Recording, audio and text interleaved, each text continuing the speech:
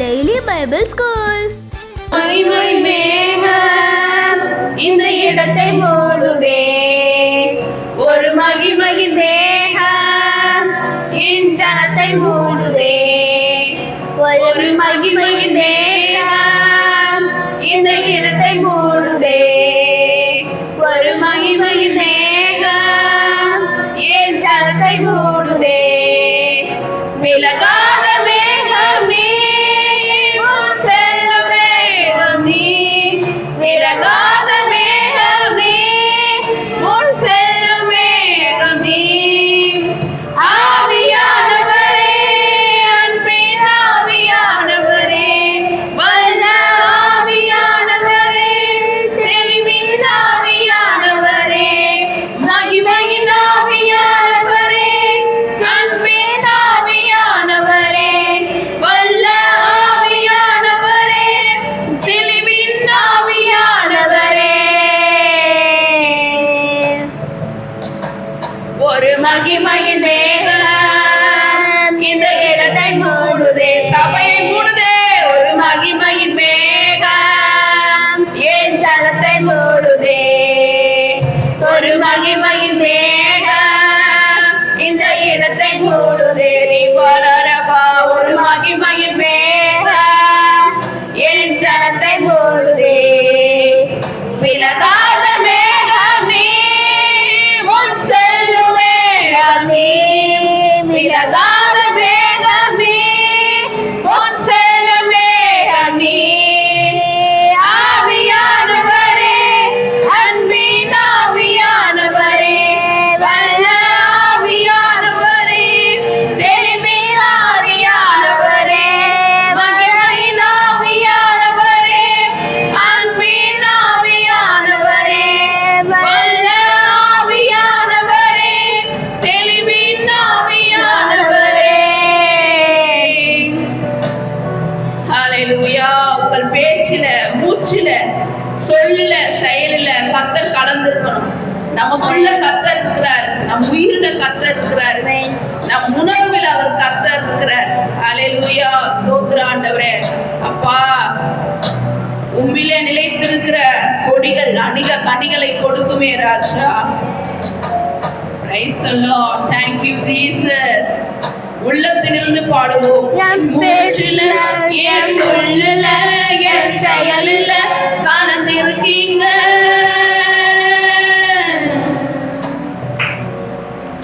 என் நினைவுல, என் நடத்தையில, என் உணர்வுல, என் உயிரில கலந்திருக்கீங்க.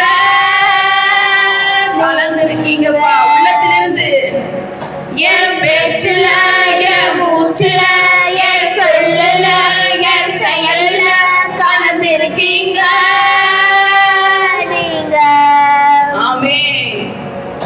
என் நினைவுல, என் நடத்தையில, என் உணர்வுல, என் உயிரில கலந்திருக்கீங்க.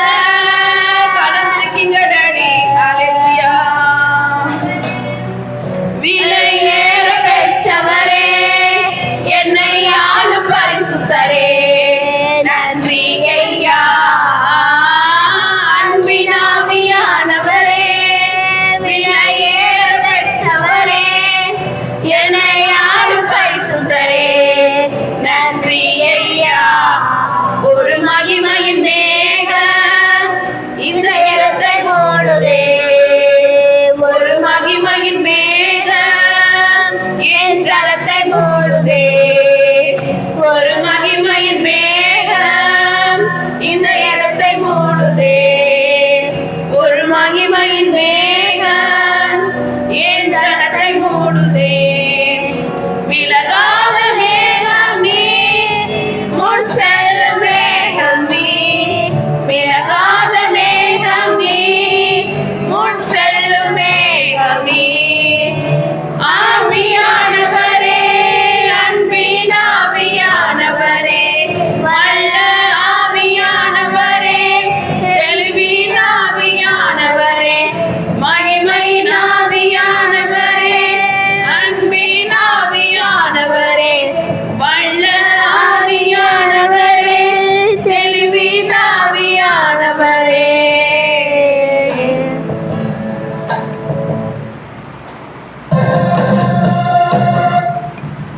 Thank you Jesus. ஹalleluya, ஹalleluya. எப்பொழுதும் நாம் கர்த்தரையே நோக்கி பார்க்கிற முகங்களா இருப்போமானால் நாம் ஒரு நாளும் வெட்கப்பட்டு போக மாட்டோம். கர்த்தர் நமக்குள் இருக்கிறார், நமக்குள் உலாவி நம் தேவனா இருக்கிறார். நாம் அவருடைய ஜனமா இருக்கிறோம், அவருடைய குமாரத்திகளா இருக்கிறோம். ஹalleluya, ஸ்தோத்திரம், ஸ்தோத்திரம், ஸ்தோத்திரம். சகல சத்தியத்திற்குள்ளும் நடத்துகிற ஆவியானவருடைய கரத்திலே எங்களை ஒப்புக் கொடுக்கிறோம். இயேசு கிறிஸ்து நாமத்தில் பிதாவே. இப்பொழுது இன்னும் ஒரு பாடல். லூக்கா 19 அதிகாரம் 1 அவர் எரிகோவில் பிரவேசித்து அதன் வழியாக நடந்து போகையில் 2 ஆயக்காரருக்கு தலைவனும் ஐஸ்வர்யனுமாயிருந்த சகாயு எனப்பட்ட ஒரு மனுஷன். 3 இயேசு எப்படிப்பட்டவரோ என்று அவரை பார்க்க வகை தேடினான். அவன் குள்ளனானபடியால் ஜனக்கூட்டத்தில் அவரை காணக்கூடாமல். 4 அவர் போகும் வழியில் முன்னாக ஓடி அவரை பார்க்கும்படி ஒரு காட்டுத்தீ மரத்தில் ஏறினான்.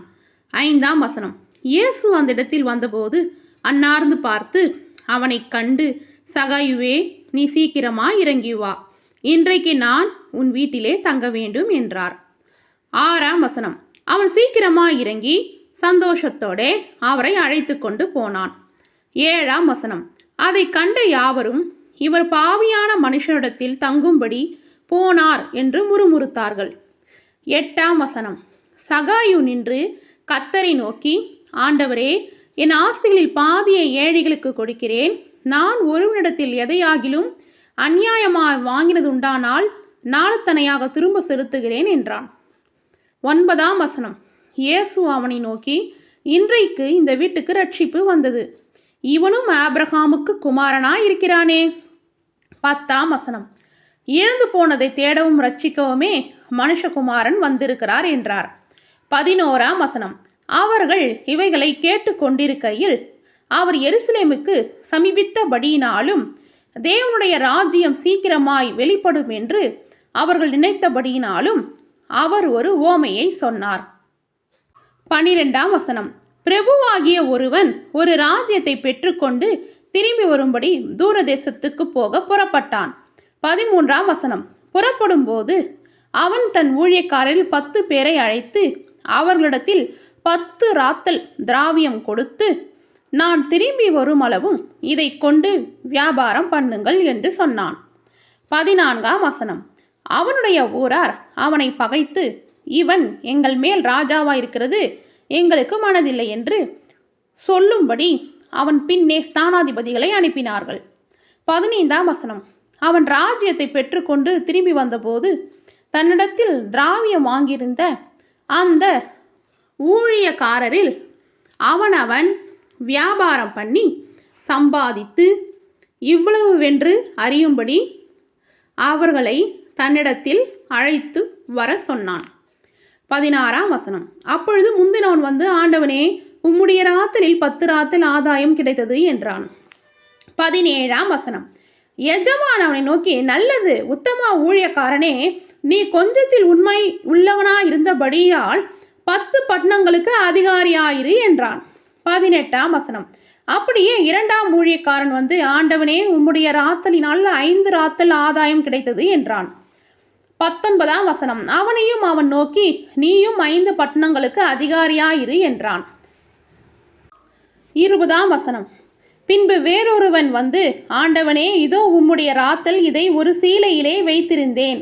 21 நீர் வைக்காததை எடுக்கிறவரும் விதைக்காததை அறுக்கிறவருமான கடினமுள்ள மனுஷன் என்று அறிந்து உமக்கு பயந்திருந்தேன் என்றான். 22 அதற்கு அவன், பொல்லாத ஊழியக்காரனே, உன் வாய் சொல்லை கொண்டே உன்னை நியாயம் தீர்க்கிறேன். நான் வைக்காததை எடுக்கிறவனும் விதைக்காததை அறுக்கிறவருமான கடினமுள்ள மனுஷன் என்று அறிந்தாயே. 23 பின்னே ஏன் நீ என் திராவியத்தை காசு கடையில் வைக்கவில்லை? வைத்திருந்தால் நான் வரும்போது அதை வட்டியோடு வரப்பற்றி கொள்வேனே என்று சொல்லி. 24 சமீபமாய் நிற்கிறவர்களை நோக்கி, அந்த ராத்தலை அவன் கையில் இருந்து எடுத்து 10 ராத்தல் உள்ளவனுக்கு கொடுங்கள் என்றான். 25 அதற்கு அவர்கள், ஆண்டவனே, அவனுக்கு 10 ராத்தல் இருக்கிறதே என்றார்கள். 26 அதற்கு அவன், உள்ளவன் எவனும் கொடுக்கப்படும், இல்லாதனிடத்தில் உள்ளதும் எடுத்து கொள்ளப்படும். என்று உங்களுக்கு சொல்லுகிறேன். 27ஆம் வசனம். அன்றியும் தங்கள் மேல் நான் ராஜாவாகிறதற்கு மனதில்லாதவர்களாகிய என்னுடைய சத்துருக்களை இங்கே கொண்டு வந்து எனக்கு முன்பாக வெட்டி போடுங்கள் என்று சொன்னான் என்றார். 28ஆம் வசனம். இவைகளை அவர் சொன்ன பின்பு எருசலேமுக்கு புறப்பட்டு முந்தி நடந்து போனார். 29ஆம் வசனம். அவர் ஒலிவமலை எனப்பட்ட மலையின் அருகே பெத்பகே பெதானியா என்னும் ஊர்களுக்கு சமீபித்த போது தம்முடைய சீஷரில் 2 பேரை நோக்கி 30ஆம் வசனம். உங்களுக்கு எதிரே இருக்கிற கிராமத்துக்கு போங்கள். அதிலே பிரவேசிக்கும் பொழுது மனுஷர் ஒருவனும் ஒரு காலும் ஏறிராத கழுதைக்குட்டியை கட்டியிருக்க காண்பீர்கள். அதை அவிழ்த்து கொண்டு வாருங்கள். 31ஆம் வசனம். அதை ஏன் அவிழ்க்கிறீர்கள் என்று யாராவது உங்களிடத்தில் கேட்டால் அது ஆண்டவருக்கு வேண்டும் என்று சொல்லுங்கள் என்றார். 32ஆம் வசனம். அனுப்பப்பட்டவர்கள் போய் தங்களுக்கு அவர் சொன்னபடியே கண்டார்கள். 33ஆம் வசனம். கழுதை குட்டியை அவர்கள் அவிழ்க்கும் பொழுது அதற்கு உடையவர்கள் குட்டியை ஏன் அவிழ்க்கிறீர்கள் என்று கேட்டார்கள். 34ஆம் வசனம். அதற்கு அவர்கள் அது ஆண்டவருக்கு வேண்டும் என்று சொல்லி 35ஆம் வசனம். அதை இயேசுவினிடத்தில் கொண்டு வந்து தங்கள் வஸ்திரங்களை அதன் மேல் போட்டு இயேசுவை அதன் மேல் ஏற்றினார்கள். 36ஆம் வசனம். அவர் போகையில் அவர்கள் தங்கள் வஸ்திரங்களை வழியிலே விரித்தார்கள். 37ஆம் வசனம். அவர் ஒலிவ மலையின் அடிவாரத்துக்கு சமீபமாய் வருகையில் திரளான கூட்டமாகிய சீஷர் எல்லோரும் தாங்கள் கண்ட சகல அற்புதங்களையும் குறித்து சந்தோஷப்பட்டு 38ஆம் வசனம். கர்த்தருடைய நாமத்திலே வருகிற ராஜா ஸ்தோத்தரிக்கப்பட்டவர், பரலோகத்திலே சமாதானமும் உன்னதத்திலே மகிமையும் உண்டாவதாக என்று மிகுந்த சத்தத்தோடு தேவனை புகழ்ந்தார்கள். 39ஆம் வசனம். அப்பொழுது கூட்டத்தில் இருந்த பரிசேரில் சிலர் அவரை நோக்கி, போதகரே, உம்முடைய சீஷரை அதட்டும் என்றார்கள். 40ஆம் வசனம். அவர்களுக்கு அவர் பிரதியுத்தரமாக, இவர்கள் பேசாமல் இருந்தால் கல்லுகளே கூப்பிடும் என்று உங்களுக்கு சொல்லுகிறேன் என்றார். 41ஆம் வசனம். அவர் சமீபமாய் வந்தபோது நகரத்தை பார்த்து அதற்காக கண்ணீர் விட்டு அழுதே. 42ஆம் வசனம். உங்களுக்கு கிடைத்த இந்த நாளிலாகிலும் உன் சமாதானத்துக்கு ஏற்றவைகளை நீ அறிந்தாயானால் நலமாயிருக்கும். இப்பொழுதே அவைகள் உன் கண்களுக்கு மறைவாயிருக்கிறது. 43ஆம் வசனம். உன்னை சந்திக்கும் காலத்தை நீ அறியாமல் போனபடியினால் உன் சத்துருக்கள் உன்னை சூழ மதில் போட்டு உன்னை வளைத்து கொண்டு எப்பக்கத்திலும் உன்னை நெருக்கி. 44ஆம் வசனம். உன்னையும் உன்னிலுள்ள உன் பிள்ளைகளையும் தரையாக்கி போட்டு உன்னிடத்தில் ஒரு கல்லின் மேல் ஒரு கல்லிராதபடிக்கு செய்யும் நாட்கள் உனக்கு வரும் என்றார். 45ஆம் வசனம். பின்பு அவர் தேவாலயத்தில் பிரவேசித்து அதிலே விற்கிறவர்களையும் கொல்லுகிறவர்களையும் புறம்பே துரத்த தொடங்கி. 46ஆம் வசனம். என்னுடைய வீடு ஜப வீடா இருக்கிறது என்று எழுதியிருக்கிறது, நீங்களோ அதை கல்லர் குகை ஆக்கினீர்கள் என்றார். 47ஆம் வசனம். அவர் நாடோறும் தேவாலயத்தில் உபதேசம் பண்ணி கொண்டிருந்தார். பிரதான ஆசாரியரும் வேதபாரகரும் ஜனத்தின் முப்பரும் அவரை கொலை செய்ய வகை தேடியும். 48ஆம் வசனம். ஜனங்கள் எல்லோரும் அவருக்கு செவி கொடுத்து அவரை அண்டி கொண்டிருந்தபடியால் அதை இன்னபடி செய்யலாம் என்று வகை காணாதிருந்தார்கள். ஆமேன். ஹல்லேலூயா. சில்ட்ரன்ஸ், லூக்கா 19ஆம் அதிகாரம் முழுவதுமாக படித்ததை கேட்டீங்க இல்லையா? லூக்கா 19ஆம் அதிகாரம் 17ஆம் வசனத்தில் என்ன எழுதியிருக்கு? நல்லது உத்தம ஊழியக்காரனே, நீ கொஞ்சத்தில் உண்மை உள்ளவனாய் இருந்தபடியால் 10 பட்டணங்களுக்கு அதிகாரியாயிரு என்றான். இந்த வார்த்தையை நம்ம எப்படி எடுத்துக்கணும் அப்படின்னா, உண்மை அப்படின்னா நேர்மை, நீதி அப்படின்னு பொருள்படும். ஆனால் வேத சத்தியம் என்ன சொல்லுது அப்படின்னா, நம்ம எஜமான் யார்? கர்த்தர். நம்ம கர்த்தருக்கு அவருடைய வார்த்தைக்கு நம்ம கீழ்ப்படியும் பொழுது தான் எல்லாவற்றுக்கும் நாம் அதிகாரியாக இருக்க முடியும். இப்போ உண்மையாக இரு அப்படின்னு சொல்லிட்டு உலக காரியத்துக்கு உண்மையாக இருக்கிறதால கர்த்தர் நம்மளை அதிகாரியாக வைக்க மாட்டார். கர்த்தருடைய வார்த்தைக்கு கீழ்ப்படிந்து இந்த உலகத்தில் நாம் உண்மையாக இருக்கும் பொழுது தான் கர்த்தர் நம்மை அதிகாரியாக வைப்பார். நான் என்ன சொல்ல வரேன்னா, கர்த்தருடைய வார்த்தைக்கு கீழ்ப்படிந்து நீங்கள் உண்மையாக இருக்கணும். ஓகேவா சில்ட்ரன்ஸ்? நம்மக்கிட்ட இருக்கிற தாளந்துகளை நம்ம உலகத்துக்கும் கொடுக்கலாம், கர்த்தருக்கும் கொடுக்கலாம். இப்போ ஒரு பேச்சுக்கு எனக்கு நல்லா டான்ஸ் ஆட தெரியும் அப்படின்றதுக்காக சினிமா பாட்டுக்கு நம்ம டான்ஸ் ஆடுவோமோனா கர்த்தர் நம்ம ஆசீர்வதிப்பாரா? கண்டிப்பாக மாட்டார். இதே எனக்கு நல்லா டான்ஸ் ஆட தெரியும்னு சொல்லிட்டு நான் ஒரு சண்டே ஸ்கூலில் போய் டான்ஸ் ஆடி பிள்ளைகளுக்கு சொல்லி கொடுக்குறேன் அப்படின்னா கர்த்தர் என்ன ஆசீர்வதிப்பார். புரியுதுங்களா? நம்மளுடைய தாளந்துகளை நம்ம எப்படி பெருக செய்யணும் அப்படின்னா, கர்த்தருக்குள்ளே கர்த்தர் வார்த்தைக்கு கீழ்ப்படிந்து நமக்குள்ளே இருக்கிற தாளந்துகள் பெருக செய்யும் பொழுது கர்த்தர் என்ன பண்ணுவார்? இன்னும் பிளஸ்ஸிங்காக என்ன பண்ணுவார்? இன்னும் அதிக தாளந்துகளை கொடுத்து நம்மளை கர்த்தர் ஆசீர்வதிப்பார். ஓகேவா சில்ட்ரன்ஸ்? கர்த்தருக்குள்ளே நம்ம உண்மையாக இருக்கணும். சில்ட்ரன்ஸ், இப்போ உங்களை கேள்வி கேட்கலாமா? இழந்து போனதை தேடவும் ரட்சிக்கவுமே டேஷ் வந்திருக்கிறார் என்றார்.